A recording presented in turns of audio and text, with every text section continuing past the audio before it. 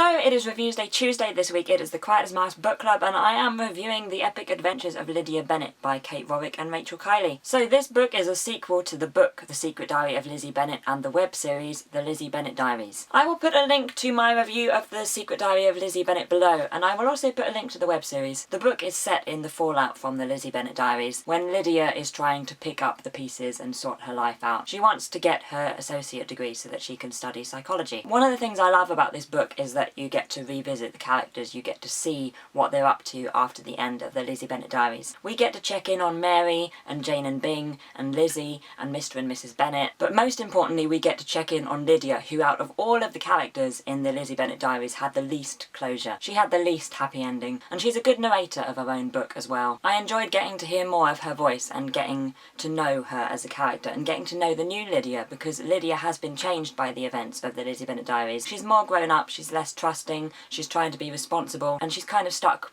between this new responsible Lydia and her old, fun-loving, enthusiastic, partying, outwardly confident self. And I loved this dynamic, the constant struggle between the old self and the new, between the person she is trying to be and the person who everyone around her sees her as. I don't have much in common with Lydia, but I related to that a lot, and I think that a lot of other people will as well. And she's a lot more relatable when you can get into her head. I think the Lizzie Bennet Diaries and all involved with that work wonders with that character. In Pride and Prejudice, she's annoying and a little one-dimensional. She's kind of a thing that happens to other characters. But what the Lizzie Bennet Diaries has done, and Mary-Kate Wiles especially, who plays her, is give the character a lot of respect and a lot of time, and has given the audience time to get to know her. Good job. Anyway, as well as the characters we know and love, and some we don't love so much, we have some new characters in this book. I especially like Violet and Milo and Kat. I think they're a great addition to the cast, if you will. One thing I will say about this book is that if you haven't seen the Lizzie Bennet Diaries or read The Secret Diary of Lizzie Bennet, I don't think that it is as enjoyable. Whereas The Secret Diary of Lizzie Bennet was absolutely fine to read if you hadn't seen the Lizzie Bennet Diaries, I don't think that The Epic Adventures of Lydia Bennet is. It's more of a straight sequel,